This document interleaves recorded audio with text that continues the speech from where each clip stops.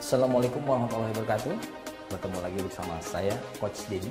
Kali ini saya yang berdiskusi, menyampaikan berbagi ilmu dan pengalaman tentang manajemen kinerja, khususnya manajemen penganggaran. Yang kita tahu adalah manajemen penganggaran itu ada unsur manajemen dan penganggaran. Manajemen itu ada planning, organizing, actuating, and controlling. Penganggaran itu berhubungan dengan anggaran. Nah, yang kita ketahui anggaran itu ada dua, ada yang di pusat dan ada yang di daerah. Di pusat namanya APBN, Anggaran Pendapatan Belanja Negara. Di daerah APBD, Anggaran Pendapatan Belanja Daerah. Kali ini saya akan menyampaikan perbedaan pengelolaan APBN dan APBD. Di APBN, kuasa pengelola adalah presiden. Kemudian bendahara umum negaranya adalah menteri keuangan. Ada wakil pemerintah dalam kepemilikan kekayaan negara yang dipisahkan, juga menteri keuangan. Pengguna anggarannya adalah bisa menteri atau kepala lembaga. Pejabat pembuat komitmen adalah pejabat yang ditunjuk oleh pengguna anggaran. Dan terakhir, tentang entitas pelaporan dikeluarkan oleh kementerian dan lembaga. Entitas akuntansi adalah unit kerja kementerian dan lembaga. Itu APBN. Sedangkan di APBD, Anggaran Pendapatan Belanja Daerah, kekuasaan pengelolaan keuangan daerah adalah kepala daerah masing-masing daerah. Kalau provinsi adalah gubernur, kota, wali kota, dan di kabupaten adalah bupati. Bendahara umum daerah adalah kepala badan, dinas, biro, bagian keuangan di daerah masing-masing. Sedangkan wakil pemerintah dalam kepemilikan kekayaan daerah yang dipisahkan yaitu masing-masing kepala daerah. Di provinsi gubernur, di kota wali kota, kabupaten adalah bupati. Sedangkan pengguna anggaran adalah kepala dinas, kepala badan, kepala kantor. Pejabat pembuat komitmen melekat pada pengguna anggaran. Dan yang terakhir, entitas pelaporan adalah pemerintah daerah. Entitas akuntansi adalah SKPD, Satuan Kerja Perangkat Daerah. Atau kita sering dengar perangkat daerah. Kemudian saya akan menyampaikan tentang siapa saja yang terkait dalam pelaksanaan APBD. Oke? Pejabat-pejabat terkait pelaksanaan APBD antara lain. Mereka itu akan ditetapkan oleh kepala daerah. SK-nya, surat keputusannya. Antara lain, pejabat pengelola keuangan daerah atau sering kita dengar PPKD. Kemudian kuasa bendahara umum daerah atau kita singkat BUD. Kemudian ada pengguna anggaran, sering kita dengar PA. Ada juga kuasa pengguna anggaran, kita dengar KPA. Terakhir adalah bendahara penerimaan dan bendahara pengeluaran. Ingat, mereka itu semua ditetapkan oleh kepala daerah. Kemudian di bawahnya, di masing-masing SKPD, yang ditetapkan pengguna anggaran atau ditetapkan oleh PA di masing-masing SKPD, PD atau OPD yang sering kita dengar. Antara lain, pejabat pelaksana teknis kegiatan, sering kita dengar PPTK. Terakhir, pejabat penata usahaan keuangan, PPK, di masing-masing SKPD. Itulah pejabat-pejabat yang terkait pelaksanaan APBD. Kali ini saya akan melanjutkan tentang siklus pengelolaan keuangan daerah.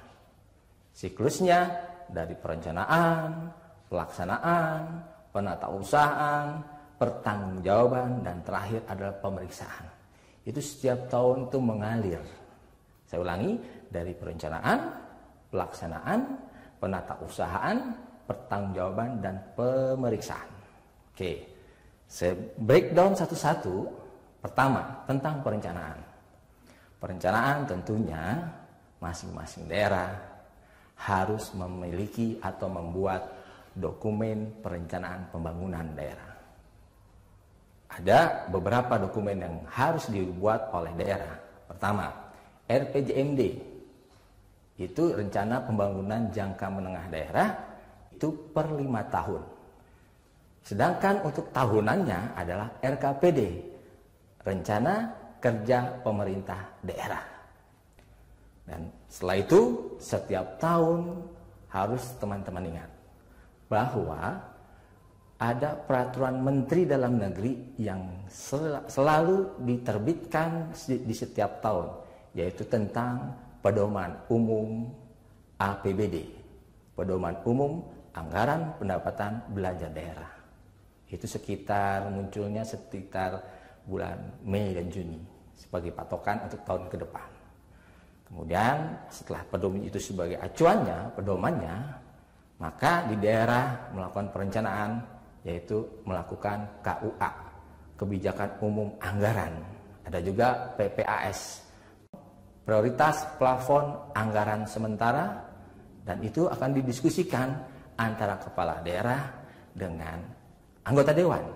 Mereka, kedua belah pihak antara eksekutif dan legislatif, membuat kesepakatan, namanya nota kesepakatan, atas hasil diskusi mengenai KUA dan PPAS tadi.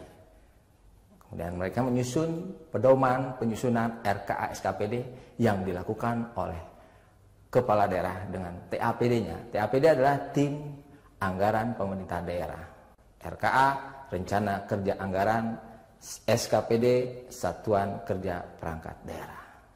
Kemudian didiskusikan antara TAPD, barulah nanti diterbitkan RKA SKPD, Rencana Kerja Anggaran SKPD. Kemudian diberikan masukan untuk menjadi rancangan APBD, RAPBD, Rancangan Anggaran Pendapatan Belanja Daerah. Kemudian dilakukanlah evaluasi Raperda APBD oleh masing-masing kepala daerah. Kalau gubernur, diskusi dengan Kementerian Dalam Negeri. Daerah, bupati, wali kota, diskusi melalui gubernur sebagai wakil pemerintah pusat. Kemudian, lalulah ditentukan sebagai Perda, Peraturan Daerah APBD, Anggaran Pendapatan Belanja Daerah. Itu mengenai perencanaan. Otomatis apa yang kita rencanakan harus kita laksanakan, yaitu pelaksanaan. Dalam rangka pelaksanaan sudah terjadi yang namanya Perda APBD, Peraturan Daerah Anggaran Pendapatan Belanja Daerah, yang harus menjadi pedoman pelaksanaan di daerah masing-masing. Oke. Kemudian setelah Perda APBD sudah jadi, maka dilakukan rancangan DPA SKPD, Dokumen Pelaksanaan Anggaran Satuan Kerja Perangkat Daerah. Sebelumnya, sebelum menjadi fix jadi DPA SKPD, harus ada verifikasi.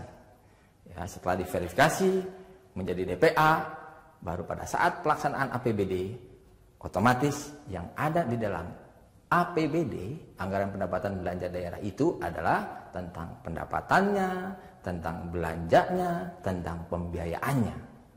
Dan itu tidak mudah untuk dipahami dengan cepat. Nanti kita bisa diskusi lebih mendalam kalau kita sudah ketemu dalam rangka pertemuan di dalam kelas diskusi. Biasanya dilakukan selama seminggu atau lebih. Oke. Setelah pelaksanaan APBD selesai, barulah dilakukan laporan realisasi semester pertama. 6 bulan pertama harus ada laporan perkembangannya. Lanjut dilakukan adanya namanya RP APBD. Kalau memang ada inflasi, ada arahan di semester awal ini, dilakukan rancangan perubahan APBD untuk tahun yang berjalan. Kemudian dievaluasi oleh kepala daerah masing-masing, ya. Kemudian menjadi peraturan daerah perubahan APBD yang tentunya harus ada kesepakatan lagi dengan eksekutif dan legislatif. Setelah pelaksanaan dilakukan, ada proses penatausahaan. Penatausahaan itu mencatat segala apa yang kita lakukan dalam rangka pelaksanaan tadi. Penatausahaan ada beberapa, ada penatausahaan pendapatan, ada penatausahaan belanja, ada penatausahaan pembiayaan, ada juga tentang kekayaan dan kewajiban daerah. Kita bahas satu-satu tentang penatausahaan pendapatan. Penatausahaan pendapatan, bendahara penerimaan wajib menyetorkan penerimaannya ke rekening kas umum daerah selambat-lambatnya 1 hari kerja. Kemudian ada penatausahaan belanja. Ada banyak istilah yang perlu teman-teman pahami. Di sana ada penerbitan SPMUP, SPMGU, SPMTU, dan SPMLS oleh Kepala SKPD. SPM adalah surat perintah membayar. UP adalah uang persediaan. GU adalah ganti uang. TU adalah tambah uang. LS adalah langsung. Itu semua dilakukan penerbitan oleh Kepala SKPD masing-masing. Kemudian setelah itu dilakukan, ada penatausahaan belanja, juga ada penerbitan SP2D oleh PPKD. SP2D adalah surat perintah pencairan dana yang dilakukan oleh pejabat pengelola keuangan daerah, yaitu PPKD. Itu tentang penatausahaan belanja. Kemudian ada selanjutnya ada penatausahaan pembiayaan yang dilakukan oleh PPKD, bukan oleh SKPD. Jadi penatausahaan pembiayaan itu hanya dilakukan oleh pejabat pengelolaan keuangan daerah. Yang terakhir adalah kekayaan dan kewajiban daerah. Antara lain ada kas umum, ada piutang, ada investasi, ada barang, ada dana cadangan, dan juga ada utang. Nah, itu semua adalah proses penatausahaan keuangan di daerah. Ya, tentunya itu semua harus kita lakukan berdasarkan akuntansi keuangan daerah. Ada peraturannya, nanti kita akan bahas satu-satu. Oke, kemudian setelah penatausahaan, tadi sudah perencanaan sudah, pelaksanaan sudah, penatausahaan sudah. Setelah melakukan penatausahaan, ada yang namanya pertanggungjawaban. Pertanggungjawaban itu disusun dan disajikan sesuai standar akuntansi pemerintah. Ya. Di mana di dalamnya pertanggungjawaban itu harus menerbitkan atau membuat laporan keuangan pemerintah daerah. Item-itemnya ada banyak. Contohnya ada LRA, laporan realisasi anggaran. Ada LPSAL, LPSAL, laporan perubahan saldo anggaran lebih. Ada LO, laporan operasional. Ada neraca, ada LPE, laporan perubahan ekuitas. Kemudian ada laporan arus kas, dan ada CALK, CALK, catatan atas laporan keuangan. Setelah laporan keuangan pemerintahan daerah dilakukan, dibuatlah Raperda, rancangan peraturan daerah pertanggungjawaban pelaksanaan APBD. Dan didiskusikan antara kepala daerah dan anggota dewan supaya nantinya menjadi persetujuan bersama. Kemudian dilakukan evaluasi agar mendapatkan persetujuan. Setelah itu 3 hari kemudian dilakukan evaluasi oleh gubernur atau Mendagri selama 15 hari kalau di provinsi. Ada waktu 7 hari untuk melakukan penyesuaian oleh pemerintah daerah. Setelah itu barulah terbit yang namanya Perda Pertanggungjawaban Pelaksanaan APBD. Setelah itu pertanggungjawaban dibuat sampai peraturan daerah pertanggungjawaban pelaksanaan APBD, barulah masuk ke tahap berikutnya pemeriksaan. Pemeriksaan ini dilakukan oleh BPK, Badan Pemeriksa Keuangan Republik Indonesia. Ya, karena ini berhubungan dengan keuangan. Nah, itulah yang saya bisa sampaikan secara singkat mengenai siklus pengelolaan keuangan daerah dari perencanaan, pelaksanaan, penatausahaan, pertanggungjawaban, dan pemeriksaan. Semoga bermanfaat. Nanti kita akan ketemu lagi lebih mendalam di pertemuan langsung di kelas. Assalamualaikum warahmatullahi wabarakatuh.